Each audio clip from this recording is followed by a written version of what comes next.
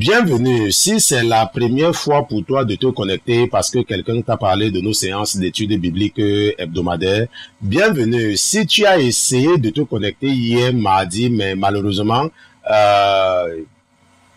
nous n'étions pas là, n'est-ce pas? Nous nous excusons pour cela.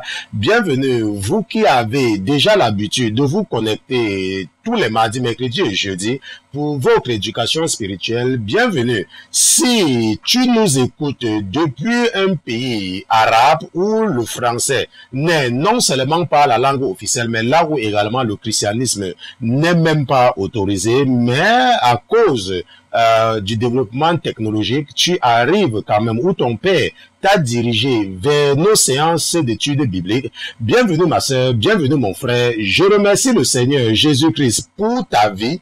Je remercie le Seigneur Jésus-Christ pour vos vies. Je le remercie d'avoir mis dans vos cœurs de vous intéresser aux choses spirituelles. La parole de Dieu nous enseigne dans l'évangile de Luc. Dans Luc chapitre 6, verset 12 à 16, la parole de Dieu dit que en ce temps-là, Jésus alla sur la montagne pour prier. Et il passa toute la nuit à prier, et dès que le jour fut venu, il appela les disciples et il en choisit 12 d'entre eux qu'il nomma apôtres. Simon, qu'il nomma aussi Pierre, André son frère, Jacques et Jean, Philippe et Barthélemy, Matthieu et Thomas, Jacques, fils d'Alphée et Simon appelé le Zélé, Jude, frère de Jacques et Judas l'Iscariote, qui fut celui qui le trahit. La parole de Dieu dit que lorsque Jésus-Christ lui-même était sur la terre, la Bible dit que après avoir prié, la Bible dit il avait passé toute la nuit à prier pour connaître la volonté du Dieu de Moïse, pour connaître la volonté du Dieu d'Abraham, pour connaître la volonté du Dieu de Aaron, le Dieu de Zérubabel, le Dieu qui était avant cette génération-ci-là, notre génération de la fin des temps. Et la parole de Dieu dit que ce Dieu lui a donné le nom de 12 apôtres. Et la Bible nous dit qu'il n'y avait aucune femme parmi les apôtres que Jésus lui-même a choisi. Et la Bible nous dit même plus tard qu'il va même encore envoyer 70. Et même parmi les 70, il n'y aura aucune femme. Je ne sais pas ce que l'ennemi utilise encore comme dernier verrou pour te verrouiller dans ton état de captivité et d'ignorance spirituelle. Je ne sais pas dans quelle église le diable s'est arrangé à te diriger quand tu as accepté Jésus après ta sortie du monde. Je ne sais pas quel est le temps et quelle est l'importance que tu donnes à l'esprit de discernement pour pouvoir identifier les pièges de l'ennemi. Mais ce soir, ton Père te rappelle, toi qui m'écoutes, que même lorsqu'il est venu sous la chair, sur la terre, il n'a choisi aucune femme pour aller diriger son peuple. Il n'a choisi aucune femme pour envoyer prier pour telle personne, pour délivrer les gens. Il n'a envoyé aucune femme. Donc si l'ennemi continuait à te tromper jusqu'à présent, c'est le temps pour toi de te réveiller et de te libérer une fois pour toutes de cet état de captivité qui est en fait un esprit rebelle. Je remercie le Seigneur Jésus-Christ pour ta vie. Ce soir, nous allons continuer avec notre livre, le livre du prophète Jérémie, son premier livre. Et nous allons nous arrêter sur le chapitre 27 du premier livre du prophète Jérémie, parce que nous savons que même le livre de Lamentations est attribué à lui. Et ce soir, nous allons étudier les faux prophètes. En fait, c'est une étude qui va nous prendre 2 séances, n'est-ce pas? Les faux prophètes, c'est ça que nous allons étudier pendant 2 jours. Et la semaine prochaine, nous allons revenir sur quelque chose que je vais annoncer lors de la question au pasteur, parce que c'est aussi un sujet que l'ennemi utilise beaucoup, n'est-ce pas, en ce temps de la fin des temps, pour, n'est-ce pas, dérouter ou alors pour enseigner des inepties. Et comme, heureusement pour vous, il m'a donné l'esprit de l'enseignement et que l'esprit qui est en moi me demande de m'arrêter sur ce sujet-là. Nous allons étudier quelque chose de très important la semaine prochaine. Mais nous allons utiliser ce mercredi et ce jeudi pour étudier également un sujet qui est très important, les faux prophètes.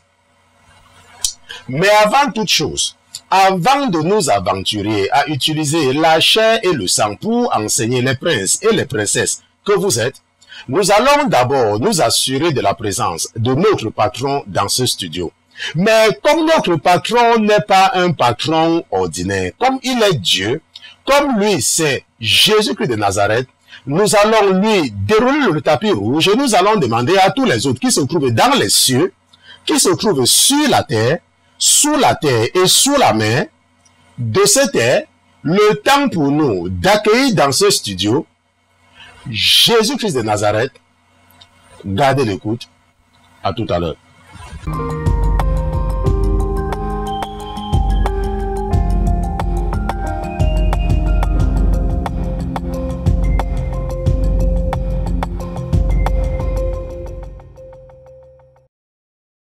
Seigneur Jésus, tu es saint et nous te remercions de nous avoir appelés du monde des ténèbres vers la lumière. Tu es lumière, Seigneur Jésus, et nous savons que si nous marchons avec toi, alors nous sommes dans la lumière et nous savons où nous allons et que nous ne marchons plus dans les ténèbres. Je te remercie, mon Dieu, mon roi, pour une nouvelle semaine. Je te remercie pour tous mes frères et mes sœurs qui sont connectés. Je te remercie pour toute personne qui écoutera cet enseignement, Seigneur Jésus. Je te dis merci pour ta fidélité. Tu es Dieu et en dehors de toi, les autres qui se revendiquent Dieu ne sont que la fabrication et l'imagination de la pensée de leurs adeptes, car ces dieux-là sont d'ailleurs sourds et ils sont même tout le temps en train de dormir chaque fois que les adeptes font appel à eux. Mais toi, tu es attentif aux cris de tes enfants. Chaque fois que ton enfant crie à toi, oh papa, tu es toujours là pour répondre et tu es toujours là pour les défendre. Et pour cela, nous te disons merci. Nous te remercions pour ta présence permanente dans notre vie au Seigneur Jésus. Nous te remercions également pour les bénédictions. Nous te remercions pour les encouragements parce que si tu ne nous encourages pas, il pourrait arriver que nous nous découragions, il pourrait arriver que nous ayons tendance à regarder vers la mer Rouge, à oublier les prodiges que tu as opérés pour nous délivrer de ceux-là qui nous maintenaient dans un état de captivité et d'esclavage. Seigneur Jésus, je viens en ta présence ce soir parce que tu m'as appelé à ton service. Je viens en ta présence ce soir parce que tu m'as oint, oh Seigneur, conformément à la promesse que tu avais faite à ton serviteur Moïse. Tu avais dit à Moïse, l'Éternel votre Dieu suscitera parmi vous, d'entre vos frères, un prophète comme moi. Écoutez-le. Mon Dieu, mon roi, je te remercie d'avoir fait briller une étoile parmi les ténèbres. Je te remercie, mon Dieu, mon roi, pour ton esprit. Cet esprit qui me permet de pouvoir comprendre les choses que tu as refusé de révéler à ceux-là qui se croient sages alors qu'en réalité qui sont fous. Mon Dieu, mon roi, tu as décidé de révéler tout cela à une loque humaine afin de pouvoir lui permettre de partager les connaissances qu'il reçoit de toi avec ses frères et ses sœurs. Et pour cela, nous te sommes très reconnaissants. Nous sommes également reconnaissants pour ton amour. Tu nous as démontré ton amour, Seigneur Jésus. Tu nous as démontré ton amour par le fait que lorsque nous étions encore sous la condamnation de la malédiction, tu es devenu malédiction afin que la malédiction qui pesait sur nous soit levée. Car ta parole nous enseigne que maudit est celui qui est pendu au bois et toi, tu avais été pendu au bois. Mon Dieu, mon roi, nous voulons te remercier pour ce sacrifice. Ce sacrifice qui nous permet aujourd'hui de nous revendiquer de la descendance d'Abraham. Ce sacrifice qui nous permet d'avoir de l'assurance que si nous marchons conformément aux ordonnances que tu nous as données dans ton livre précieux que tu as appelé la Bible, alors nous avons l'assurance qu'un jour, nous allons chanter avec les anges au paradis. Nous avons l'assurance qu'un jour, nous allons chanter avec les séraphins, qu'un jour, nous allons voir le Dieu qui réside parmi les chérubins. Seigneur Jésus, je te dis merci. Et je te remercie également pour une nouvelle semaine d'enseignement. Je te remercie au Seigneur, je prie que tu prennes le contrôle de mon âme et de mon esprit afin de ne pas me permettre d'utiliser mon raisonnement cartésien pour enseigner mes frères et mes sœurs qui sont connectés en ce moment. Nous te disons merci pour ta présence. Au nom de Jésus-Christ, ton serviteur et tes enfants d'une seule voix, nous te disons Amen. Amen, amen, amen, amen. Donc, nous remercions Dieu pour Jésus-Christ. Nous le remercions pour sa présence parmi nous ce soir. Nous le remercions parce qu'il est Dieu. Nous le remercions également, n'est-ce pas? Et nous tenons également à nous excuser pour, n'est-ce pas, cette longue introduction pour la musique. C'est parce que le deuxième mixeur n'est pas en train de réagir, n'est-ce pas? Nous ne voyons aucun signal sur le deuxième mixeur. Peut-être ça a pris un coup de chaleur. Mais nous avons quand même le retour, donc j'espère que la qualité du son sera assez bonne pour la vidéo. Sinon, bon, on va se contenter seulement, n'est-ce pas, de l'audio pour cette première partie, le temps pour nous d'acheter un autre mixeur, n'est-ce pas, pour le signal vidéo. Et ce soir, donc, nous commençons avec la première partie de notre étude biblique sur les faux prophètes. Et nous allons donc partir dans Jérémie chapitre 27, n'est-ce pas? Allons dans Jérémie chapitre 27 et nous allons lire à partir du verset 12. Jérémie chapitre 27 et nous allons lire à partir du verset 12, ok? Jérémie chapitre 27. C'est qu'il y en a beaucoup qui lisent généralement avec moi. Donc, si tel est le cas pour toi, n'est-ce pas? Nous partons dans Jérémie chapitre 27, verset 12 à 22, n'est-ce pas? Et je suis juste en train de chercher quelque chose, c'est dans le livre du prophète Malachie, avant de, n'est-ce pas, de me lancer dans ce sujet, parce que généralement, lorsque votre Père met dans mon cœur d'aborder un sujet, c'est ce que je fais, parce que je ne sais généralement pas pourquoi il le fait, mais l'expérience m'a montré que il y a toujours quelqu'un qui, n'est-ce pas, est transformé à chaque fois que votre Père, n'est-ce pas, met dans mon cœur d'aborder un sujet qui n'était pas prévu, parce que je constate ça tout le temps. Vous savez, je suis un pasteur et je reçois beaucoup de correspondances. Et il y a beaucoup de correspondances que je reçois, où les gens me racontent seulement comment ils ont été transformés, n'est-ce pas, après avoir, quand j'ai abordé un certain sujet. Donc, j'ai appris à être obéissant, n'est-ce pas, chaque fois que votre Père me demande de revenir sur quelque chose. Maintenant, il y a quelque chose, je ne sais pas si tel est ton cas, mais j'ai constaté depuis, j'entre dans ma 7e année, n'est-ce pas, au service de l'Éternel, j'ai constaté que les gens qui ne reçoivent la plupart du temps rien. Quand je dis rien, ça veut dire que ils servent l'Éternel en vain. Ça veut dire qu'après un an, ils ne voient rien. N'est-ce pas? Tu ne peux pas donner ta vie à Jésus, n'est-ce pas, et ne pas avoir un miracle en un an. Ça veut dire qu'il y a quelque chose. Ça veut dire que ta vie, tu n'es pas encore dans le Seigneur. Tu vois, il ne faut pas... Quand moi je vous enseigne, je vous ai toujours dit que moi, je n'ai pas une église pour vous faire plaisir, pour dire que vous allez venir dans mon église pour donner les offrandes. Je n'ai pas une église. Le Seigneur touche les cœurs des gens un peu partout pour envoyer des dons au ministère qui nous permet de maintenir en plus de mes moyens personnels, n'est-ce pas? Mais je n'ai pas. Donc ce que je vous dis, n'est-ce pas, ce n'est que pour votre bien dans la réalité. Il n'y a pas quelque chose que je dis pour mon bien. Ok? Et ce que je dis, c'est qu'il ne faut pas souvent permettre au diable, n'est-ce pas, d'endurcir ton cœur. Si tu viens au contact de Jésus, ta vie va changer. Si tu es au contact, regardez même seulement la femme qui avait la perte de sang. Regardez le monsieur qui était à la piscine de Bethsaida. Regardez tout cela que la Bible raconte. Toute personne qui vient à la rencontre de Jésus reçoit un miracle. Je n'ai pas envie d'utiliser un verset biblique pour dire que voilà les signes qui suivront ceux qui auront cru. Je n'ai même pas envie d'aller là-bas. Mais si tu es un chrétien et que ça fait un an que tu crois, j'utilise toujours le mot croire, que tu crois que tu es chrétien, mais que ta vie n'a pas changé, s'il te plaît, tu n'es pas en Jésus. Tu ne l'as pas encore rencontré. Est-ce que tu me comprends? Tu ne l'as pas encore rencontré. Ne permets pas au diable de te tromper. Et maintenant, j'ai constaté une chose, c'est que lorsque nous étions dans le monde, n'est-ce pas, le diable nous avait rendu, n'est-ce pas, des avares spirituels, n'est-ce pas, les avares spirituels. Ça veut dire quoi? Un avare, c'est quelqu'un qui est chiche. Et le diable, parce que nous fréquentions le catholicisme, là où on adorait les croix, et on partait donner 1 euro, 1 dollar ou bien 100 francs pour ceux qui sont en Afrique, et on ne nous disait rien.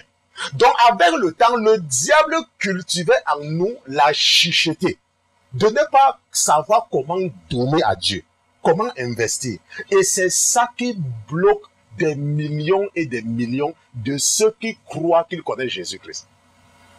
Tu dis que tu es chrétien, mais lorsqu'il faut acheter une Bible, tu es incapable de dépenser de l'argent pour acheter la Bible.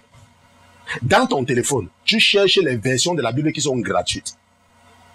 Alors que tu peux payer pour $2 ou $1 ou €. Mais tu cherches ce qui est gratuit. Pourtant, si tu veux acheter une paire de chaussures, tu vas partir dans un grand magasin. Mais tu ne peux pas dépenser $5 ou €5 pour acheter la Bible. Une application dans ton téléphone, la parole de Dieu. Quand tu vas à l'église, tu comptes l'argent que tu vas donner. N'est-ce pas? Et tu veux être béni. Attends, tu blagues. Hein? C'est pour ça que je dis qu'il y a beaucoup, parce que vous m'écrivez beaucoup. N'est-ce pas? Vous m'écrivez beaucoup. Et lorsque je lis la plupart du temps, oh, pasteur Christian, n'est-ce pas, ça fait des temps que j'écoute tes messages, oh, ma vie, je ne sais pas comment, l'esprit, quand je lis souvent ça, l'esprit dit que ça sont des gens qui ne savent pas investir, qui ne savent pas sacrifier. Ils ne savent pas.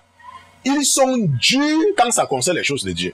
Mais s'il faut prendre peut-être l'avion pour aller ici, pour aller en congé là-bas, pour aller faire ceci, acheter ceci à leurs enfants et tout, ils sont trop forts. Mais dépenser pour l'œuvre de l'Éternel, ils ne peuvent pas. Je ne vous demande pas d'envoyer l'argent à la Sainteté FM, même dans vos églises. Parce que pour quelqu'un qui n'en voit même pas ici, même dans son église, c'est la même chose. C'est la même chose. Il n'y a pas... Donc, si tu m'écoutes depuis un temps et que tu te rends compte que ta vie ne change pas, il faut examiner la partie qui te manque. Ça veut dire apprendre à donner. Parce que c'est ça, c'est investir. Tu dois donner pour recevoir.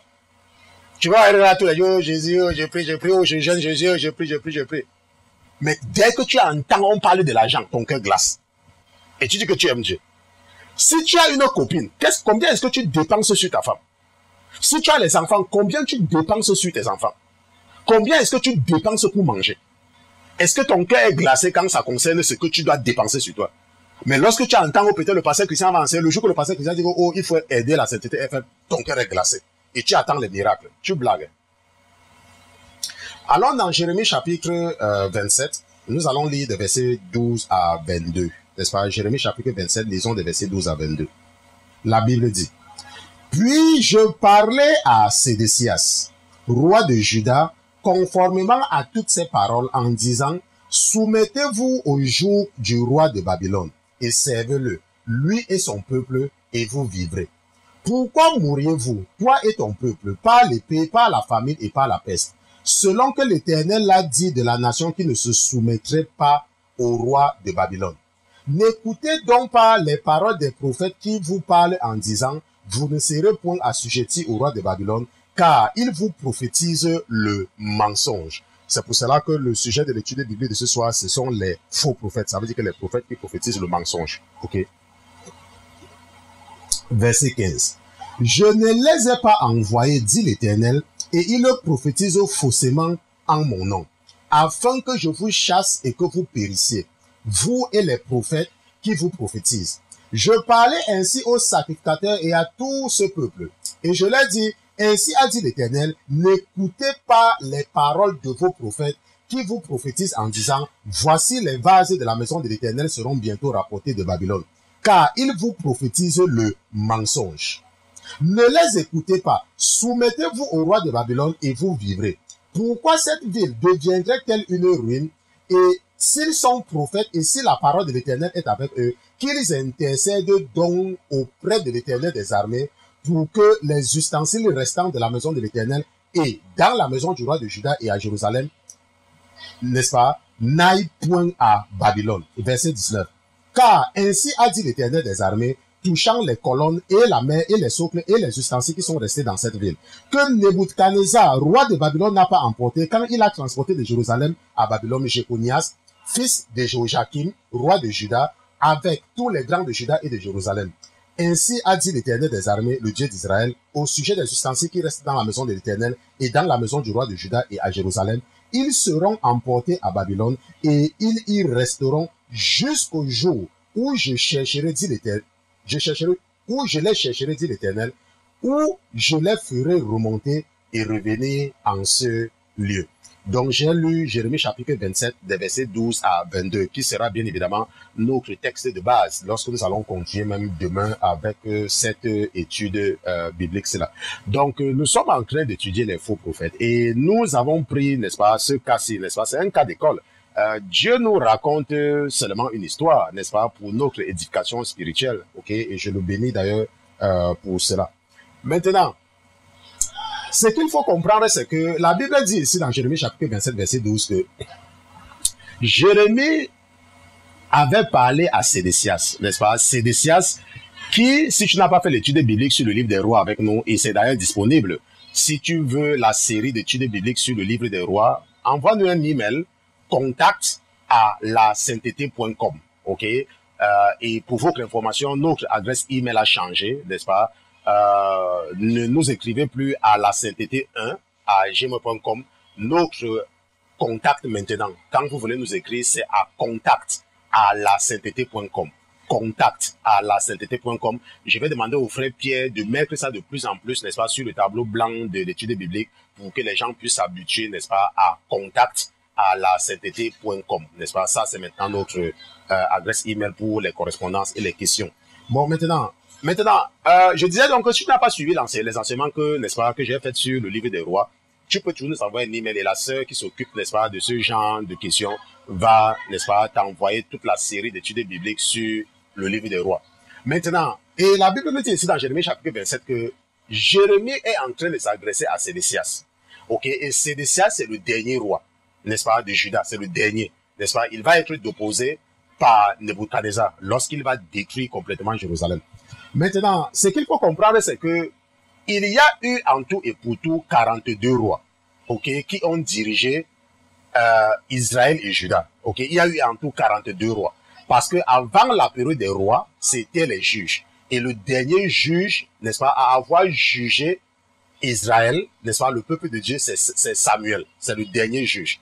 Et les juges, nous avons vu cela lorsque nous enseignons la semaine dernière, que les juges avaient une fonction politique. N'est-ce pas? On peut dire les fonctions politiques. Parce qu'ils jugeaient, ils dirigeaient les enfants de Dieu sur la base de la parole de Dieu. Sur la base, n'est-ce pas? C'est-à-dire qu'ils se basaient seulement sur les révélations divines pour juger. N'est-ce pas? Les juges n'étaient pas forcément des sacrificateurs. Mais nous avons vu qu'il y a eu deux juges qui ont été sacrificateurs, n'est-ce pas? Élie et Samuel, n'est-ce pas? Seulement les deux, mais les autres n'étaient pas des sacrificateurs. Comme Samson, il n'était pas sacrificateur. Comme Gédéon, il n'était pas sacrificateur. Ils étaient ceux qui défendaient. Mais lorsque les enfants d'Israël vont demander à être comme les autres, Dieu va, n'est-ce pas, susciter le premier roi qui est Saül. Et lorsque nous avons étudié le livre des rois, nous avons vu que le premier roi qui va diriger les enfants d'Israël, ça sera Saül, n'est-ce pas? Et à un moment donné, les enfants d'Israël seront une seule nation, n'est-ce pas? On va les appeler, n'est-ce pas, les enfants d'Israël, ça sera Israël, une seule nation. Et le premier roi sera Saül. Après cela, ça sera Ishbosheth, n'est-ce pas? Je crois son fils, parce que Jonathan était décédé, il y avait Ishbosheth. Après Ishbosheth, nous avons eu David, et après David, nous avons eu Salomon. Mais Salomon va commencer, n'est-ce pas, va entrer dans ce que nous pouvons qualifier aujourd'hui la rose-croix, la franc-maçonnerie ou bien Ikanka. Donc Salomon va entrer dans des sectes, en réalité. Il va aller adorer parce qu'il était en train de chercher trop, ok? Et il va partir faire des choses qui seront des abominations. Et à cause de cela, Dieu va se fâcher et il va décider de fracturer le royaume en deux, de diviser, n'est-ce pas? Et par la suite, donc, il y a donc 9 tribus qui vont partir au nord et 3 tribus vont rester au sud, n'est-ce pas? Parce que parfois, vous entendez les 10 tribus. En réalité, je vous ai dit que ce n'est pas 10. Il faut étudier ta Bible parce que Siméon était inféodé dans Juda, ok? Et nous savons qu'au sud, on avait Juda, Benjamin.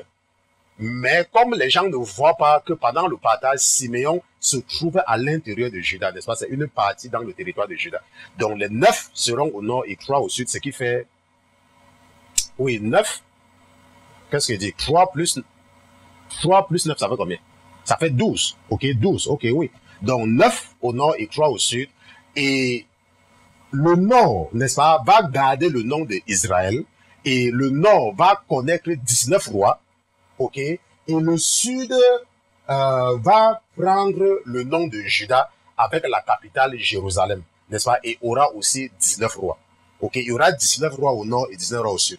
Et lorsque nous étudions le livre des rois, nous avons vu que le dernier roi d'Israël, n'est-ce pas, était Osée. le fils d'Éla. Et, n'est-ce pas, il va être déposé par le roi des Assyriens, n'est-ce pas, et ils seront transportés pour toujours en captivité. Et pour cela, nous allons partir dans 2 Rois chapitre 18, nous allons lire des versets 9 à 12, ok, parce que c'est très important de comprendre. Parce que si tu ne comprends pas, n'est-ce pas, comment les choses commencent, tu ne vas rien comprendre. Donc c'est mieux pour nous, n'est-ce pas, d'expliquer à ceux-là qui nous rejoignent chaque jour dans nos séances d'études bibliques. La Bible dit que, or, il arriva la 4e année du roi Ézéchias, qui était la 7e année d'Osée, fils d'Éla, roi d'Israël, que Salmanéser, roi des Assyriens, monta contre Samarie et la siégea. Au bout de 3 ans, il l'a pris. La 6e année du règne d'Ézéchias, qui était la 9e année d'Osée, roi d'Israël, Samarie fut prise. Et le roi des Assyriens transporta les Israélites en Assyrie et il les établit à Chalak, sur le Chabor, fleuve du Gozan et dans les villes de Médès. Parce qu'ils n'avaient point écouté la voix de l'Éternel leur Dieu, mais qu'ils avaient transgressé son alliance et qu'ils n'avaient ni écouté ni fait rien de ce qu'avait ordonné Moïse, serviteur de l'Éternel. Donc la Bible dit qu'au temps de Salmanéser, n'est-ce pas, lorsque Osée sera roi, Salmanéser va venir détruire et va les emporter en captivité. Et c'est ce qu'on appelle, n'est-ce pas, la plupart du temps, je vais entendre parler de 10 tribus perdues, mais ça ne doit pas te surprendre parce qu'il y a beaucoup de fausses informations sur Internet. Il faut généralement prendre le temps pour bien lire ta Bible toi-même. Ok, il y a trop de fausses informations, surtout lorsque tu sors du monde. Mais je bénis le Seigneur pour ta vie. C'est pour cela qu'il t'a dirigé, n'est-ce pas, vers nous. Donc, c'est pour ça qu'on parlait, en réalité, ce sont les 9 tribus perdues. Ok, les 9 tribus perdues, mais Dieu va récupérer ces tribus-là après. On dit 9 tribus perdues, mais si tu regardes bien et tu étudies la géographie de l'État d'Israël, en ce temps-là, quand c'était le nord et le sud, tu vas te rendre compte que Israël maintenant a récupéré les mêmes frontières. Et lorsque la terre avait été partagée, n'est-ce pas, c'est ceux-là qu'on appelle les tribus perdues étaient, n'est-ce pas, c'est-à-dire que les tribus d'Éphraïm, n'est-ce pas, de Manassé, de Gad, de Asser, de Nephtali, n'est-ce pas, tous, n'est-ce pas, tous ces gens-là, eux-là, certainement qu'il y avait une partie de cette tribu qui vivait au sud, ceux qui ont été transportés en Babylone, n'est-ce pas, au temps, n'est-ce pas, de Sédécias, que nous allons également voir. Et lorsqu'ils vont revenir, n'est-ce pas, ils vont récupérer, n'est-ce pas, ils vont encore récupérer tout cela. On parle des tribus perdues, mais en réalité, ce n'est même pas vrai. Ok. Maintenant, si nous regardons également, je disais que après Salomon, n'est-ce pas, Israël sera divisé en deux. Le nord avec Israël et le sud avec Juda, avec pour capitale Jérusalem.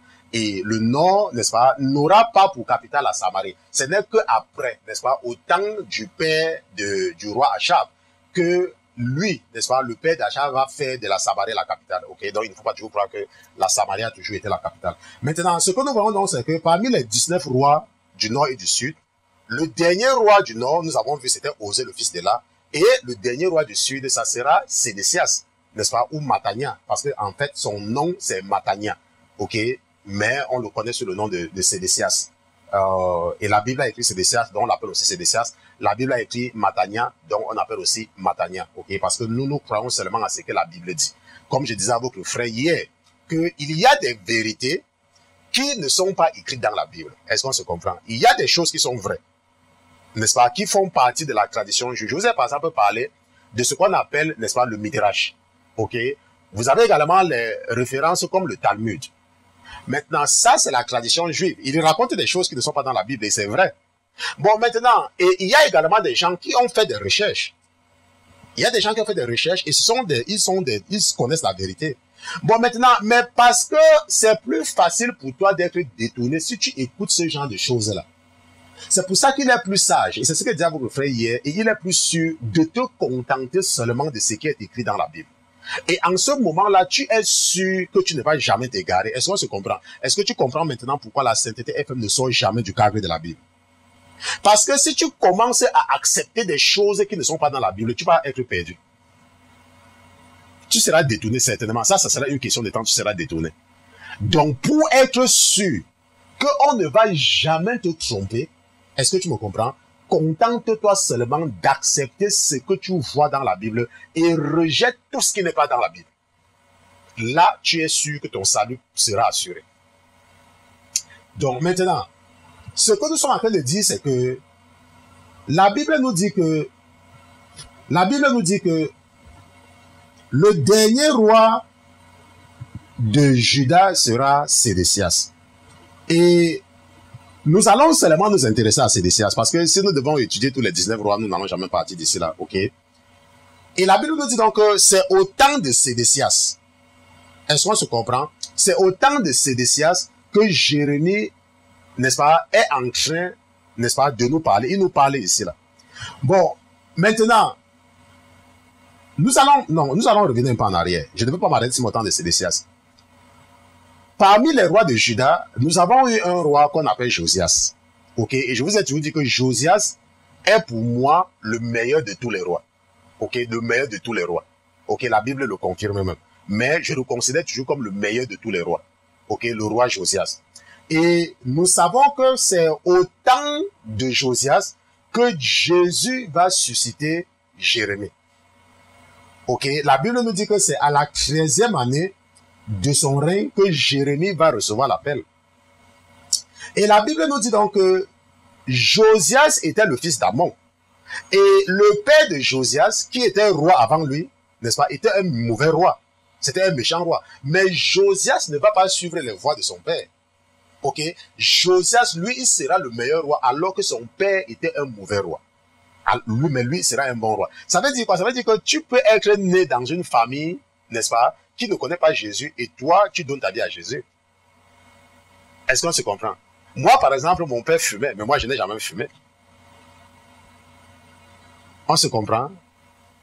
Donc, tu peux être dans une famille où les femmes ne se marient pas, mais toi, tu te maries. Donc, il ne faut pas permettre au diable de te convaincre que parce que personne n'a jamais été marié dans ta famille, toi aussi tu ne vas pas te marier. Ça, c'est le mensonge. Tu peux sortir d'une famille où les gens ne sont pas mariés et toi, tu te maries. Et ton mariage dure. Tu peux être dans une famille où les gens ne fréquentent pas et toi, tu fréquentes comme moi. J'ai été le premier, je suis le dernier garçon de ma famille et le premier à avoir eu un baccalauréat. Et le premier à avoir une licence, et le premier à avoir une maîtrise, et le premier à avoir un doctorat, et le premier. Est-ce que tu vois? Donc, il ne faut pas croire que, oh, ma soeur n'est pas mariée, mon frère n'est pas marié, machin. Non, ça c'est le diable qui t'en. Si toi-même tu es toujours dans ce cas-là, je t'ai dit qu'il faut examiner, n'est-ce pas, tes finances. Il faut examiner tes finances. Je ne sais même pas comment je peux vous dire ça. Je ne sais pas. Si tu es chiche avec les choses de Dieu, tu ne peux rien recevoir. Moi, je ne veux pas que tu dois croire. Est-ce que, attends, j'ai une église pour te dire de venir me donner l'argent. Il faut apprendre à donner dans les choses de Dieu. Il faut apprendre à faire cela. Il ne faut plus être le genre de chrétien que ton cœur se refroidit quand tu entends parler de l'argent. C'est quelque chose que le diable utilise encore pour te maintenir captif. Est-ce que tu me comprends? Je me rappelle lorsque j'étais étudiant ici aux États-Unis, n'est-ce pas, parce que quand je suis venu ici, il fallait bien que je parte à l'école pour pouvoir avoir un diplôme américain, bien que j'avais déjà assez fréquenté avant de venir ici là, ok. Je partais à l'école et je n'avais pas assez d'argent. Il est arrivé un moment où mes enfants qui étaient toujours, n'est-ce pas, en Afrique, je ne sais pas, il y avait eu une situation et il me fallait résoudre. Peut-être c'est même pas pour mes enfants, peut-être c'était pour mes sœurs. C'était une situation familiale. Je ne me rappelle plus très bien et il me fallait donc aider quelqu'un. Mais je n'avais pas assez d'argent pour le faire. Et ce que je voulais donc faire, c'est que je voulais utiliser ma dîme, n'est-ce pas, pour pouvoir aider la personne. Et pendant que je voulais le faire, l'esprit qui en moi me disait que est-ce que tu as parlé à ton pasteur, n'est-ce pas, le pasteur Georges. L'esprit ne faisait qu'insister. Et comme le Seigneur s'arrange toujours, il s'est avéré que j'ai eu une réunion avec le pasteur. C'était pas une réunion seulement à nous deux, c'était une réunion de l'église. Et au moment de rentrer, le pasteur est resté m'attendre. Et quand je voulais partir, il me dit est-ce que tu veux que je t'accompagne? Comme ça, hein, comme c'est comme ça que Dieu opère. N'est-ce pas? J'ai dit ok. Alors que d'habitude, quand on finit la réunion, il prend sa voiture. Comme il habite un peu plus loin que moi, il part et plus bon. Moi aussi, je rentre. Là, avant, je ne conduisais pas encore. Et pendant qu'il m'accompagne, n'est-ce pas? Mon esprit me dit est-ce que tu l'as parlé? Est-ce que tu l'as parlé? Est-ce que tu l'as parlé? Et je lui dis donc, oh, parce qu'il y a quelque chose que je voulais te parler. Il me dit que c'est quoi? J'ai dit qu'il y a telle personne qui a les problèmes, n'est-ce pas? J'ai envie d'aider la personne, mais je n'ai pas assez d'argent. Comme tu sais, je travaille seulement à temps partiel et je vais à l'école et tout et tout. Est-ce que je peux utiliser ma dîme pour, n'est-ce pas, aider la personne, machin, truc? Il me dit non. Il me dit non. Tu dois payer ta dîme comme normalement et tu te débrouilles pour résoudre le problème. Parce que c'est comme ça que Dieu fonctionne. Dieu ne sera pas content de ce que tu lui donnes quand tu en as beaucoup. Dieu est content quand tu lui donnes dans le besoin. Ça veut dire quand c'est dur, mais tu lui donnes. Parce qu'il y a quelqu'un qui va dire, oh, je suis un étudiant, je n'ai pas... Attends, comme tu es étudiant là, comme tu ne manges... Attends, tu n'achètes pas les chaussures, tu n'achètes pas les habits. Mais le diable endurcit ton corps pour dire, oh, je ne travaille pas encore, je suis encore un élève, donc je ne peux rien donner à Dieu. Et j'ai écouté le pasteur, ce que j'ai fait, c'est qu'il m'a dit ça la semaine qui suivait, j'ai payé ma dîme normalement et je suis resté tranquille. Et par la suite, et je vous ai dit, lorsque j'ai fini, je n'avais même pas fini. J'ai eu un travail quelque temps après où mon intention, je vous donne un exemple, mon intention c'était comme de faire peut-être $200 par semaine. Ça c'était pour pouvoir aider ma femme à payer le loyer et moi je devais les $200 pouvaient m'aider, n'est-ce pas, à payer mon bus sans avoir à demander à mon épouse de me donner de l'argent. Et je vous dis que quelque temps après cela, n'est-ce pas, le Seigneur m'a mis dans le cœur de quelqu'un de me donner un travail qui me donnait 2 fois et demi plus que ce que j'avais l'intention d'avoir. Donc, il faut savoir investir. Si tu es chiche, tu ne peux pas. Enfin, je vais encore parler, je vais revenir là-dessus jusqu'à ce que votre père, n'est-ce pas, retire ça de mon cœur. Parce que c'est aussi, n'est-ce pas, c'est encore une captivité, c'est encore un esprit, n'est-ce pas, l'esprit de l'avarice qui est encore dans toi. Et il faut détruire cela. Et dans beaucoup de millions de chrétiens d'ailleurs. Moi-même, je suis passé par là, donc je sais de quoi je parle. Je suis moi-même passé par là. Même quand le Seigneur m'a appelé, je donnais $1 d'offrande. Avant que le Seigneur commence à me dire que non, tu ne peux pas me donner $1, j'ai commencé à donner $5. Après, quand mon salaire a augmenté, il a dit que non, tu ne peux pas avoir un salaire qui a augmenté, tu commences à me donner $5. Il faut augmenter, j'ai augmenté. Est-ce qu'on se comprend? Oui. Voilà. Donc, je vous enseigne, ça c'est pour les bénédictions, hein. Ce n'est pas pour moi. Parce que si demain, tu commences à faire je ne sais combien, tu ne peux pas venir me donner ton salaire. Mais il faut que tu sois délivré. J'ai eu une dame, je ne sais pas, le Seigneur est vraiment merveilleux. Il y a une de vos sœurs, quand elle m'a écrit l'autre jour, j'ai failli pleurer. Seulement sa situation, seulement lire sa situation. Mais elle avait le courage de faire un don au ministère. Elle a eu le courage. À un moment donné, mais comme le Dieu que je sais est toujours, il me prépare. Parce que lorsqu'il m'a appelé, il m'a dit qu'il devait m'utiliser pour sauver beaucoup de gens. N'est-ce pas? Il m'a préparé 2 ou 3 semaines avant dans une conversation avec le prophète où le prophète disait que Dieu lui a reproché plusieurs fois d'avoir refusé l'argent de certaines personnes. Que en réalité, lorsque tu es un prophète et que quelqu'un vient te donner quelque chose, ce n'est pas à toi que la personne vient donner, c'est à moi, l'Éternel. Parce que le pasteur me disait que, comme lui c'est un médecin, il me disait que parfois quelqu'un lui donne parfois $5 et il dit à la personne que non, tu as besoin de ça, il faut manger. Et il a fait cette erreur plusieurs fois. Quelqu'un qui n'a pas d'argent lui donne $1, il dit que non, il faut garder, ça va. Le Seigneur a dit que ne fais plus jamais ça. Si quelqu'un, parce que tu es mon serviteur, si quelqu'un vient te donner $5, tu sais que la personne est pauvre, prends cet argent parce que c'est à moi. Et quand tu refuses, tu es en train de bloquer la bénédiction de la personne. Et j'ai dit à la sœur que vraiment, si ça ne dépendait que de moi, mais je ne peux pas, malheureusement, bloquer ta bénédiction. Parce que c'est Dieu qui a mis ça. Je vous assure, si je vous raconte la vie de la personne, même vous là, vous allez même dire que vous allez avoir l'argent pour la personne. Mais la personne a le courage, la personne a la foi de dire que non, pasteur, je vais semer dans la sainteté. Parce que je sens que ma bénédiction va sortir de là. Et je peux vous raconter beaucoup de cas comme ça. Mais tu es là, tu es chiche. Quand tu entends l'argent, ton cœur est glacé. Oh, les pasteurs, encore avec. Tu peux me donner quoi? Moi, je vis aux États-Unis. Tu peux me donner quoi? Je travaille pour une compagnie de technologie. Aux États-Unis, pas en Afrique. Tu peux me donner quoi? Donc, il ne faut pas laisser que le diable endurcisse ton cœur par rapport à cela. Pour dire que, oh, les pasteurs avec l'argent, toi, tu peux me donner quoi? Peut-être le diable va endurcir ton cœur avec un pasteur, peut-être qui est en Afrique ou bien peut-être dans un pays. Moi, je vis aux États-Unis. Je travaille dans une compagnie de technologie. Dans la technologie avancée. Qu'est-ce que tu peux me donner? Donc, ce que je te dis là, c'est pour ton bien. Ça n'a rien à voir avec le pasteur Christian. Si tu continues à être chiche dans les choses de Dieu, tu ne vas rien recevoir. Ça, il faut que tu aies ça dans ta tête. Et ne permets plus à ces mauvais esprits que tu as, n'est-ce pas, hérité dans le monde de continuer à te tromper par rapport à cela. Apprends à donner dans les choses de Dieu. Apprends. N'est-ce pas? Donc, nous allons continuer. Je ne sais même pas à qui même ça s'agresse. Même depuis là, votre père m'arrête toujours avec la même chose. Continuons notre étude biblique. Maintenant, Donc, je disais donc que parmi les 19 rois qui ont dirigé Juda, nous pouvons compter jusqu'à Josias, ok? Va lire encore ta Bible. Moi, je vais commencer à Josias.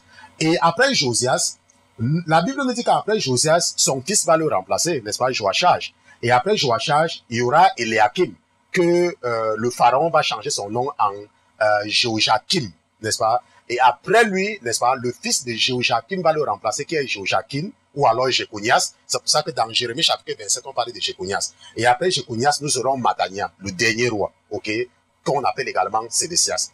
Maintenant, pendant le règne de Josias, c'est là où Jérémie va recevoir son appel, n'est-ce pas, à la 13e année du règne de Josias, fils d'Amon. La parole de l'Éternel me fut adressée en ces mots, en ces termes, en disant, n'est-ce pas, avant que tu ne sois dans le ventre de la... Je te connaissais déjà. Ça, c'est ce que nous apprenons dans Jérémie chapitre 1 à partir du verset 1. N'est-ce pas, on peut apprendre tout ça là-bas, l'appel de Jérémie. Et la Bible nous dit donc que quand Josias va mourir, n'est-ce pas, son fils va le remplacer, mais son fils ne va pas durer, le pharaon va le déposer, va le faire remplacer par son oncle, ou alors son fils, parce que là, il faut comprendre que c'est toujours l'un de ses fils, ok, puisque la Bible dit que son fils, acceptons cela. Et après cela, il y aura son fils encore, après cela, il y aura encore, n'est-ce pas, son fils. Maintenant, si nous partons dans 2 Rois chapitre 24, n'est-ce pas, parce que je veux qu'on comprenne, parce que j'ai envie de vous amener à comprendre, ok, je veux que vous compreniez très bien le sujet sur les faux prophètes. C'est pour ça que nous sommes en train de faire ces rappels du livre des rois, pour que vous compreniez très bien, ok.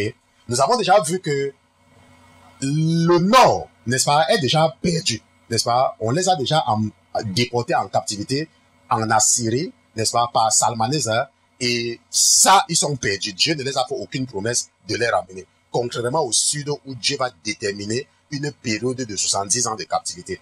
Dans 2 Rois chapitre 24, verset 8 à 17, la Bible dit que Jéhoiakim était entré de 18 ans quand il devint roi et il régna 3 mois à Jérusalem. N'est-ce pas, Jéhoiakim. Et Jéhoiakim, c'est lui qui a remplacé son père Jéhoiakim. Ok? C'est ce Jéhoiakim-là qu'on appelle encore Jéconia. N'est-ce pas, Jéconias. Maintenant, sa mère, fils d'Elnathan de Jérusalem, s'appelait Nehushta. Il fit ce qui est mauvais aux yeux de l'Éternel, tout comme avait fait son père. En ce temps-là, les serviteurs de Nebuchadnezzar, roi de Babylone, montaient à Jérusalem et la ville fut assiégée. Et Nebuchadnezzar, roi de Babylone, vint contre la ville. Lorsque ses serviteurs l'assiégeaient, alors Jéhoiakim, roi de Juda, sortit vers le roi de Babylone, lui, sa mère, ses serviteurs, ses officiers et ses eunuques. Et le roi de Babylone le prit la 8e année de son règne. Pas la 8e année du règne de Jéhoiakim.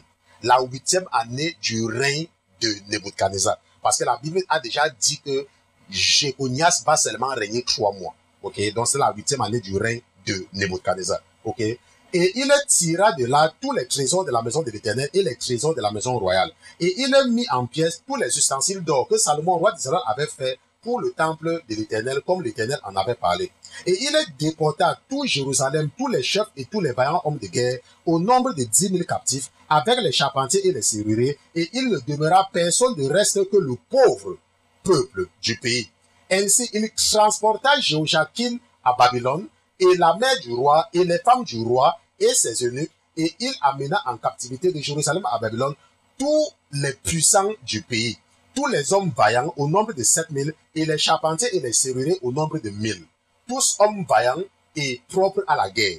Et le roi de Babylone les amena captifs à Babylone, et le roi de Babylone établit pour roi à la place de Jéhoiakim Matania, son oncle. Et il changea son nom en Sédécias. Ok, donc, comme je vous disais, en fait, son nom c'est Matanias, mais je vous ai expliqué le changement de nom ici, on va pas rester là-dessus. Donc, la Bible dit que pendant le règne de Jéconias, il y aura une première vague de captifs. Il y aura une première vague de captifs. La Bible dit qu'au temps de Jéhoiakim, Nebuchadnezzar ne va pas détruire la ville, parce que quand il va assiéger, Jéhoiakim va se rendre. Et il va donc prendre tous les meilleurs. C'est pour ça que la Bible dit que sans les bons leaders, le peuple périt. C'est comme moi. Il y a beaucoup parmi vous que l'enfer va vous accueillir avec les mains si le diable réussit à me prendre. Si ma voix s'éteint, beaucoup vont se retrouver en enfer. Si la voix que vous entendez là s'éteint. Ok, parce que quand Dieu suscite quelqu'un, c'est parce qu'il sait. Il a un plan pour cela et nous savons qu'il a un plan, ne vous gênez. C'est pour ça que vous devez beaucoup prier pour moi. Hein.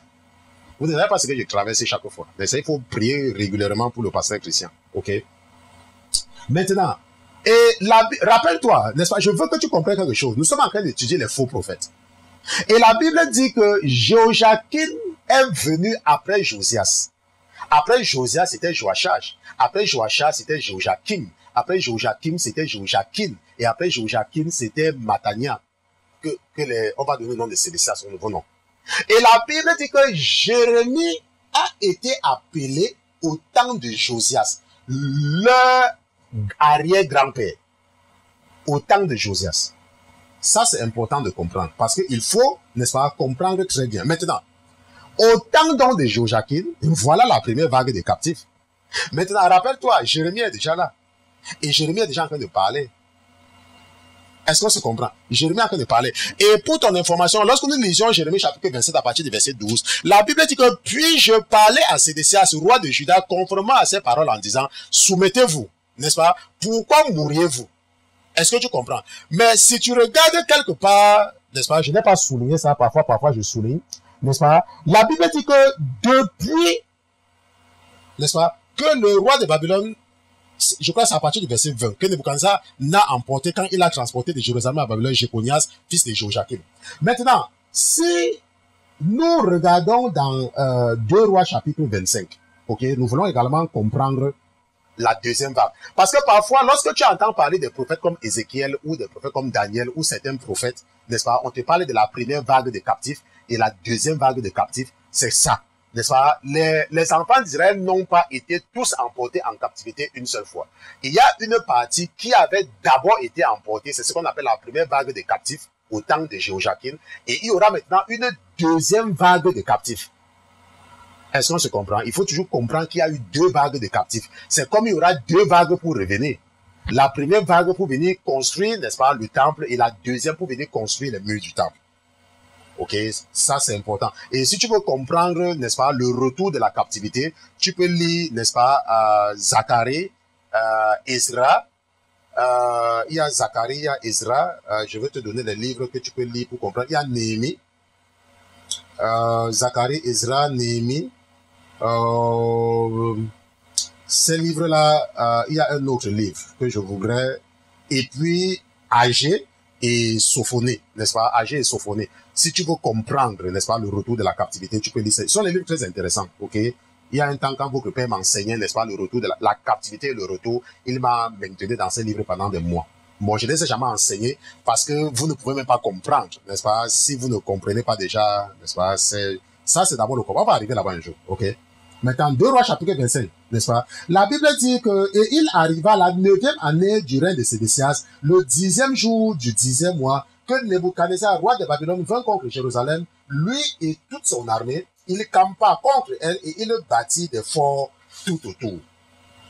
Or, la ville fut assiégée jusqu'à la 11e année du roi, n'est-ce pas? Jusqu'à la 11e année du roi Sédécias. Maintenant, si nous sautons, nous partons au verset 7. La Bible dit que on égorgea les fils de Sédécias en sa présence, après quoi on creva les yeux à Sédécias, on le lia des chaînes d'airain et on le mena à Babylone. Au 7e jour du 5e mois, la 19e année du roi Nebuchadnezzar, roi de Babylone, Nebuzaradan, capitaine des gardes, serviteur du roi de Babylone, entra dans Jérusalem. Il brûla la maison de l'Éternel, la maison royale et toutes les maisons de Jérusalem, et il livra aux flammes toutes les grandes maisons. Puis, toute l'armée des Chaldéens qui était avec le capitaine des gardes démolit les murailles de Jérusalem tout autour. Et si nous partons au verset 11, et Nebuzaradan, capitaine des gardes, transporta le reste du peuple, ceux qui étaient demeurés de rester dans la ville, ceux qui venaient se rendre au roi de Babylone et le reste de la multitude. Toutefois, le capitaine des gardes en laissa quelques-uns des plus pauvres du pays comme vignerons et laboureurs. Le verset 18 dit que, et le capitaine des gardes prit Séraja, premier sacrificateur et Sophonie, second sacrificateur et les 3 gardes du seuil. Et le verset 21 dit que, et le roi de Babylone les frappa et il les fit mourir à Ribla au pays de Hamath. Ainsi, Juda fut transporté hors de son pays. Donc, le 2 Rois chapitre 25 nous montre, n'est-ce pas, comment, n'est-ce pas, le truc va venir, n'est-ce pas, tout va finir. Ok, comment, n'est-ce pas, Dieu va complètement détruire, n'est-ce pas, Jérusalem. N'est-ce pas? On dit que toutes les bonnes maisons sont même détruites. Il détruisait seulement tout. C'est pour ça que parfois, lorsque tu vis dans le péché, quand le diable vient dans ta vie, ce n'est pas pour te donner, ce n'est pas pour donner la santé à tes enfants, hein. Tu vas défiler tout le temps avec les enfants à l'hôpital. Toi-même, tu vas défiler tout le temps à l'hôpital. Même avec ta mère, tu vas défiler à l'hôpital. Même ton père, tu vas défiler avec ça à l'hôpital. Et le diable va même mettre dans ton cœur de s'occuper même de ton oncle. Et de la femme même de ton oncle. Même des enfants même de tes cousins. Tu vas passer le temps comme esclave à travailler pour la femme de ton cousin, le neveu de la femme de ton cousin, même le neveu de la belle-mère de ton oncle. Ça veut dire que ton frère va se marier et la femme de ton frère aura un petit frère. Le petit frère là sera malade et le diable va mettre dans ton cœur que c'est toi qui dois t'occuper de la femme du petit frère de la femme de ton oncle. Et tu seras un esclave toute ta vie. Il y a des gens qui sont des esclaves parce qu'ils ne connaissent pas Jésus. Tout le temps, leur destination, c'est Western Union ou les transferts d'argent. Pour aller aider le mari de la nièce du neveu. Pour aller aider la femme du cousin de l'oncle de l'arrière-grand-mère paternelle. Tout ça, c'est le diable. Tout ça, c'est le diable. Dieu ne t'a pas créé pour souffrir. Mais tu ne peux pas comprendre parce que tu vis dans les ténèbres. Ces gens-là, ils sont là, ils ne font rien. Mais le diable va mettre dans ton cœur que c'est toi qui dois les aider. Et ils vont s'asseoir, ils ne vont rien faire. Quand ils ont des problèmes, ils t'appellent. Et toi, tu pars, tu travailles le matin, le soir, et tu envoies l'argent. Tout ça. La Bible dit que les enfants d'Israël étaient en Égypte en esclavage. C'est exactement le même esclavage dans lequel tu te trouves. Il ne faut pas croire que l'esclavage, quand on parle là, ça veut dire qu'on te prend, on attache les chaînes sur toi, et puis on commence à te fouetter. Non. Si tu passes le temps à travailler pour t'occuper du neveu de la petite sœur de la femme de ton arrière-oncle paternel, tu appelles ça quoi? Ce n'est pas l'esclavage, c'est quoi? N'est-ce pas? Donc, nous allons nous arrêter ici, ok? Parce que nous avons eu quelques problèmes techniques, c'est vrai. Mais nous allons nous arrêter ici et nous allons continuer demain. J'espère que nous avons quand même pu avoir 2 pages qui sont parties. Il reste 3. Et je pense que les 3 s'ils peuvent être finis demain. Ok. Lorsque nous allons nous retrouver demain, n'est-ce pas, nous avons déjà compris. Je vous ai expliqué pourquoi est-ce que nous prenons le temps. Nous avons pris le temps pour voir, n'est-ce pas, étudier, revenir sur le cas des rois. Ok. C'est parce que nous étudions les faux prophètes. Et nous avons vu ce qui est arrivé, n'est-ce pas, aux enfants d'Israël, malgré la présence de Jérémie dedans. Parce que Jérémie était déjà là avant la première phase des captifs et avant la deuxième phase des captifs. Mais nous allons comprendre pourquoi est-ce que malgré la présence de Jérémie, les enfants d'Israël ne comprenaient toujours pas. Ok. Donc nous sommes donc arrivés au terme de l'étude biblique de ce soir et maintenant nous allons prendre le temps, n'est-ce pas, pour notre série. Pasteur, j'ai une question, n'est-ce pas? Ça sera la suite. Pasteur, j'ai une question.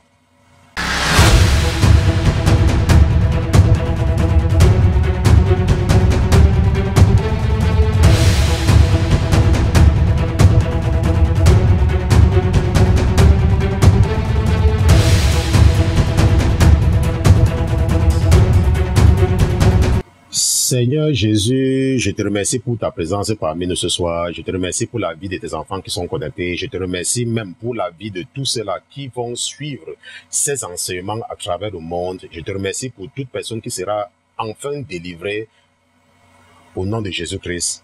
Amen, amen, amen. Pasteur, j'ai une question. Nous allons, la question que nous allons répondre, ça sera comme l'introduction à une série d'études bibliques que nous allons faire la semaine prochaine, ok? Mais pendant que j'étais en train de répondre à votre frère, l'esprit que j'ai reçu dans la maladie m'a dit que c'est mieux que je vous enseigne, n'est-ce pas, cela? Et voici la question du frère. Bonjour, pasteur Christian.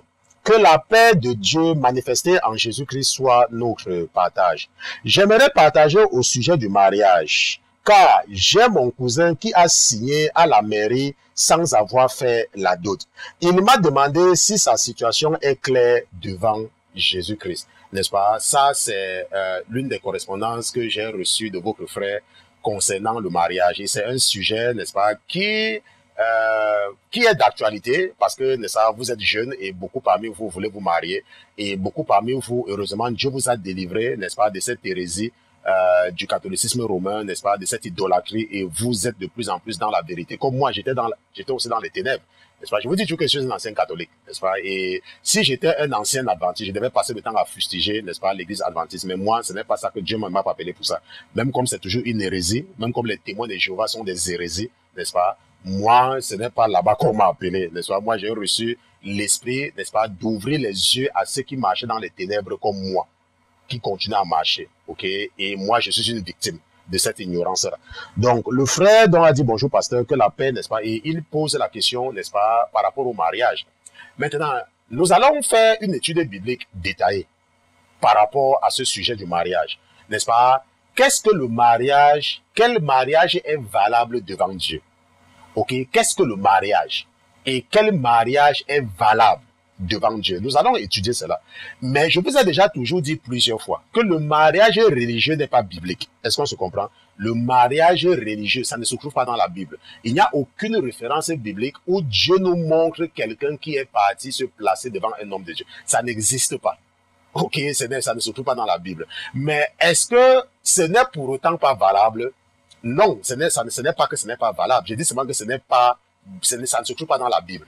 Ok, et Dieu n'aime pas aussi contre cela. Ok, maintenant, si nous étudions la Bible, nous allons nous rendre compte que le seul mariage que Dieu nous présente dans la Bible, c'est ce que le diable essaie justement de dénigrer. Parce que rappelle-toi que tu étais dans le monde, nous étions dans le monde. Ok, et c'est ça que nous appelons le mariage traditionnel. Alors qu'en réalité, c'est ça le mariage selon la Bible. Mais lorsqu'on entend le nom traditionnel, on attache à cela, n'est-ce pas, une connotation péjorative. Ça veut dire que c'est un peu péjoratif. Tu te dis au traditionnel, alors que je suis en Jésus, alors qu'en réalité, c'est ça le mariage qui est défini dans la Bible. N'est-ce pas? Donc, quel est le mariage authentique? Quel est le mariage qui est reconnu devant Dieu? À partir de quel moment est-ce que Dieu reconnaît que tu es marié? À partir de quel moment?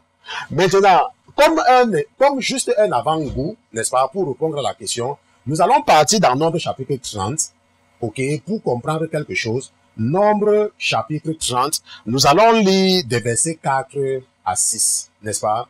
Voici ce que dit la parole de Dieu, n'est-ce pas? Ça, ce n'est qu'une introduction. Nous allons faire une étude détaillée par rapport au mariage, n'est-ce pas? Voici ce que dit Nombre, n'est-ce pas? Le livre des Nombres, n'est-ce pas?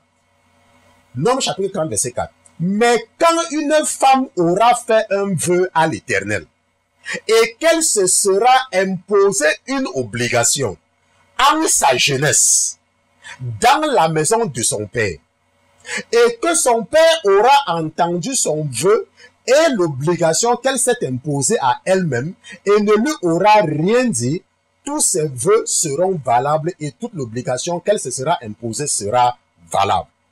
Mais si son père la désavoue, le jour où il l'a entendu, tous ses vœux et toutes les obligations qu'elle s'est imposées à elle-même seront nuls. Et l'Éternel lui pardonnera, car son père l'a désavoué. Et si elle est mariée, et qu'elle soit engagée par des vœux ou par quelques paroles échappées de ses lèvres, par laquelle elle se soit imposée une obligation à elle-même, si son mari l'a entendu et que le jour où il l'a entendu, il ne lui disait rien, ses vœux seront valables. Et les obligations qu'elle se sera imposées à elle-même seront valables. Je ne vais pas aller là-bas parce que ça va essayer de me faire aller loin. Je vais m'arrêter juste, n'est-ce pas, au verset 6. Ok? La Bible dit que si une femme prend une obligation, étant dans la maison de son père, le jour que son père entend cela, son père peut annuler ça. S'il veut, et ça sera valable. Ça veut dire quoi? Ça veut dire que tu peux être une femme, tu n'es pas mariée, et tu décides d'épouser un homme, et ton père dit non. Et Dieu ne va jamais être d'accord avec le mariage là. C'est ce que ça veut dire, c'est ce que ça veut dire. Dieu ne va jamais être d'accord avec le mariage là. Si ton père dit non. Est-ce que tu comprends? Enfin, je ne sais pas. Mais si son père la désavoue le jour où il a entendu, tous ses vœux et toutes les obligations qu'elle s'est imposées à elle-même seront nulles. Donc, si par exemple tu aimes un homme et tu veux l'épouser, étant dans la maison de ton père, tu veux épouser un homme et ton père dit non, c'est non. Qu'est-ce que cela veut dire? Ça veut dire que quoi? Et c'est ce que nous allons voir avec le cas d'Isaac, le cas de Jacob, et puis le cas, n'est-ce pas, du Lévite, de la concubine du Lévite que nous avons vu dans Juge chapitre 19. Une femme est considérée mariée devant Dieu lorsque le père de la fille est d'accord. Qu'il y ait cérémonie de mariage ou pas, si le père de la fille accepte, Dieu est d'accord, la fille est mariée. Maintenant, il peut y avoir des cérémonies ou pas, ça, nous ne sommes pas là-bas. Nous allons revenir sur tous les détails lorsque nous allons étudier. Mais ce qu'il faut comprendre, c'est que c'est le père de la fille qui donne sa fille en mariage. Et si le père n'est plus vivant, il y a un représentant de la famille qui tient lieu de cette place-là. C'est pour ça que dans les familles, on parle d'héritier, n'est-ce pas? On parle, n'est-ce pas, du chef de famille. Est-ce qu'on se comprend? Donc, c'était juste une introduction. Nous allons revenir là-dessus la semaine prochaine. Nous allons revenir sur le cas du mariage. Et nous allons partir à la base de la parole de Dieu, n'est-ce pas? Et l'Esprit me dit de vous donner les passages, n'est-ce pas? Tu peux regarder dans Genèse chapitre 24, verset 49 à 61, avec le cas de Rebecca. Dans Genèse chapitre 24, verset 16 à 23, n'est-ce pas? Bon, c'est quoi? C'est Genèse, c'est un peu plus loin parce que j'ai dû faire une erreur là-bas. Ça, le cas de Jacob. Ça veut que dans Genèse chapitre 29. Ok? Tu peux également regarder dans Juge chapitre 19 avec la conclusion de Lévite. Et tous ces passages vont te prouver que c'est le père de la fille qui donne sa fille en mariage. Avec ou sans cérémonie. Maintenant, pour ceux qui sont en Afrique, il y a un truc qu'ils appellent aller frapper à la porte. Est-ce que frapper à la porte, ça veut dire que tu es déjà marié à la personne? Nous allons répondre à cette question lorsque nous allons étudier le mariage valable devant Dieu. Ok? Donc ça, c'était, pasteur, j'ai une question. Donc, nous sommes donc arrivés au terme de l'étude biblique de ce soir, n'est-ce pas, où nous sommes en train d'étudier les faux prophètes, première partie. Nous allons nous retrouver demain, si telle est la volonté de votre Père, pour terminer avec cette série d'études bibliques. Nous allons prier. Seigneur Jésus, je te remercie d'avoir été présent ce soir dans ce studio. Je te remercie pour ma vie, je te remercie pour la vie de mes frères et de mes sœurs qui étaient connectés. Nous te remercions parce que tu es Dieu et nous te remercions, Seigneur, pour ton amour que tu nous témoignes chaque jour davantage. Je te dis merci au Seigneur de me permettre de te confier le rêve de mes frères et de mes sœurs et de ne pas permettre à l'ennemi de venir les frustrer dans leurs rêves. Et je prie et je me lève également contre toutes les représailles spirituelles pendant que mes frères et mes sœurs seront endormis. Mon Dieu, mon roi, protège-les dans leur sommeil. Protège-les et rends-les invisibles dans le monde spirituel. Et que si l'ennemi avait pour intention de venir entrer dans leurs rêves pour pouvoir les faire poser des actes que tu n'aimes pas, mon Dieu, mon roi, que l'ange de la promesse veille sur ma soeur, veille sur mon frère. Je te dis merci de les préserver jusqu'au mois où nous allons nous retrouver demain pour une nouvelle séance d'études bibliques au nom de Jésus-Christ. Amen, amen, amen, amen.